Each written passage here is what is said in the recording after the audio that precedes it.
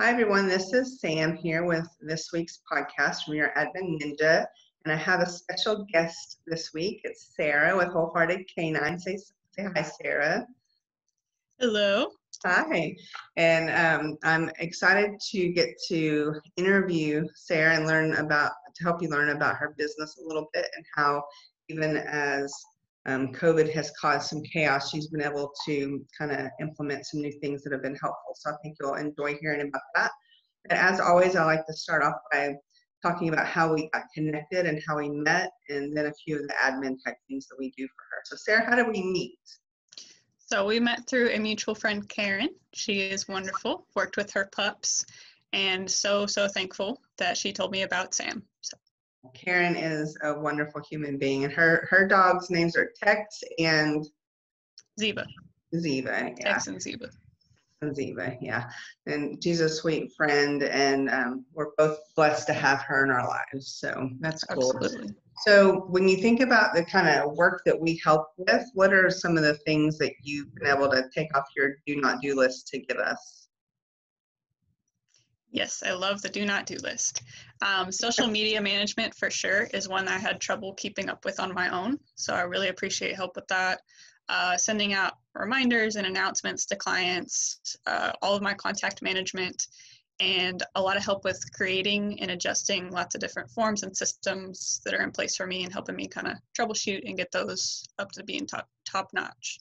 Yeah, it's interesting and I didn't tell you I was going to say this, so this is kind of off the topic a little, sort of on topic. A lot of the clients I have, usually one or two ninjas help me with specific tasks for them. But for you, because we do so many different things, I think there's like 4 of the 7 that actually do stuff for you on a regular basis, because I try and find the right person for the task. So and we do a lot of different little things for you. And we're thankful to have you as a client. And a friend. You and I both have been through a lot of stuff. We've been through a lot of stuff in the last few months, and it's been nice to have a prayer partner and somebody to connect with. So definitely. I appreciate you. Thank you. I appreciate you too. Tell everybody a little bit about Wholehearted Canine, how you started it, and then we'll go into more of the details. Awesome. So I got started because of my dog. So her paw print's the logo that you'll see everywhere. She's really the one that got me started. My degree's in biology. I went to school for healthcare and ended up not doing that. And working with her became my favorite hobby right after, around graduation time and after graduating from college. And realized I needed a new path and that there was really a need for solid training out there to help severe behavior cases like her and even less severe cases. And so that favorite hobby became my work. And I started Wholehearted Canine to be able to help dogs like her that have, severe reactivity to people, to dogs, just overall anxiety and other issues that they really need help with to be able to live a rewarding life. So that's how I got started. She was the inspiration. She was a lot of work, but taught me a ton. So. Yeah. And so when did you start your business? 2017, yes. So almost 3 years, right? Yes, so we're coming up on 3 years. Yeah. And I was thinking about it. We actually met at a networking thing first, but we didn't really connect until Karen got us connected. That is true. That's when I was doing my other business before this. I had forgotten about that. So tell us there's a lot of different kind of dog training companies and people out there. Tell us what makes you a little bit different or more unique. Gotcha. So, the basis of a lot of training is old school philosophies that aren't, based on current science regarding dog behavior, dog psychology, and learning science. So a lot of it will involve things like leash pops, just corrections of some sort, punishment, outright, rolling the dog, lots of alpha theory, things like that just aren't constructive. And then there are also groups of training where it's just a lot of positive reinforcement, but they have trouble.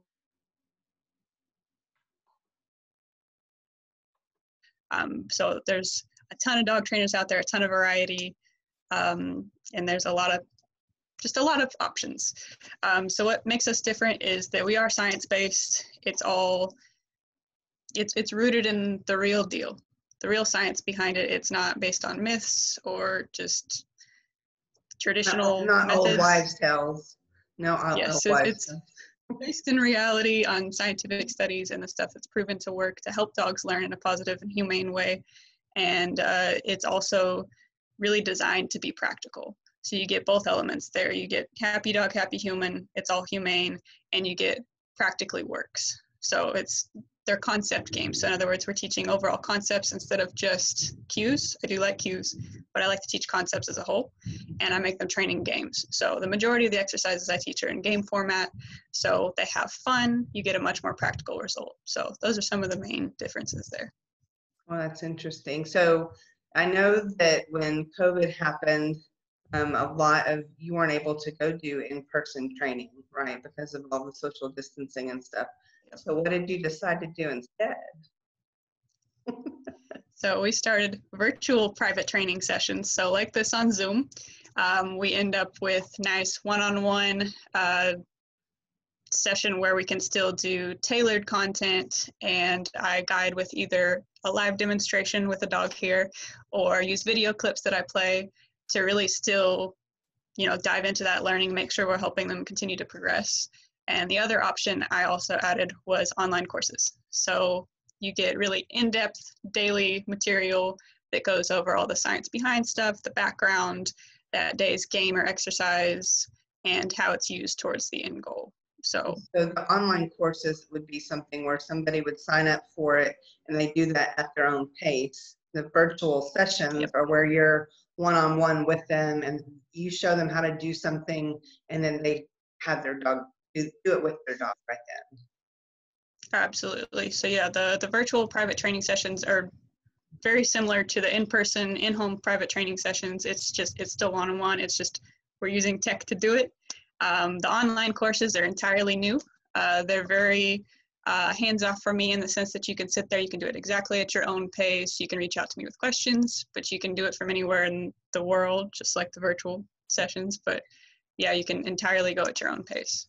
So for the in-person, once things kind of calm down a little bit, what's your area that you try and focus on? I know McKinney, but where other cities do you go to typically?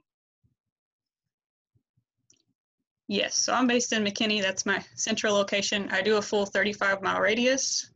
That it does include travel fees, but 15 miles radius, no travel fees. So like Allen, parts of Plano, parts of Frisco, just anywhere right around there. So if you are within 15 miles of sort of the zone of McKinney, you're good to go on that. So that's cool.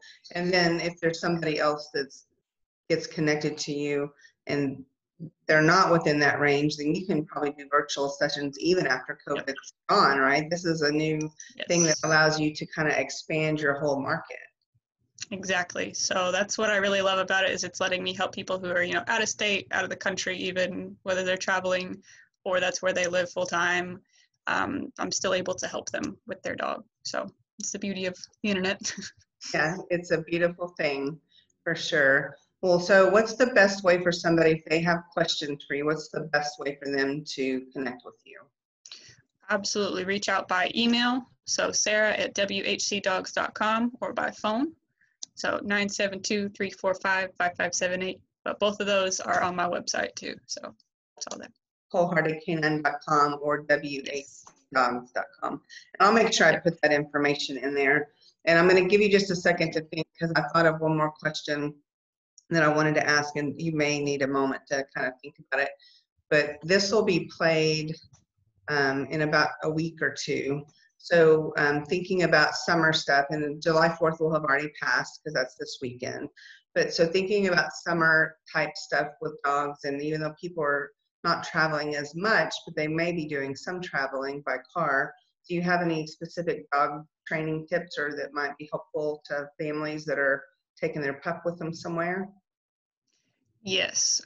First off, crate training is super, super helpful. It gives your dog a familiar, calm space when you travel and safety in the car. So highly, highly recommend that. Also,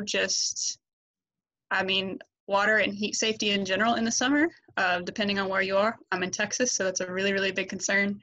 Whether you have a pool, you're visiting around ponds, lakes, anything like that, or the ocean. Not all dogs know how to swim instinctively, no matter the breed. And so it's important to guide them in and be super safe around water and to really monitor them. And then heat safety as well. So of course, most of us know the concrete in the ground can get really hot much faster than the air.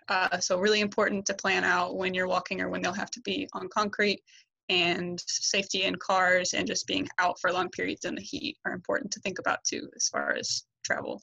Yesterday I got in the car and I was driving, and the window was even rolled down a little bit to have a little bit of air flow to, and I turned the car on and I almost couldn't breathe for just a moment because of how hot it was.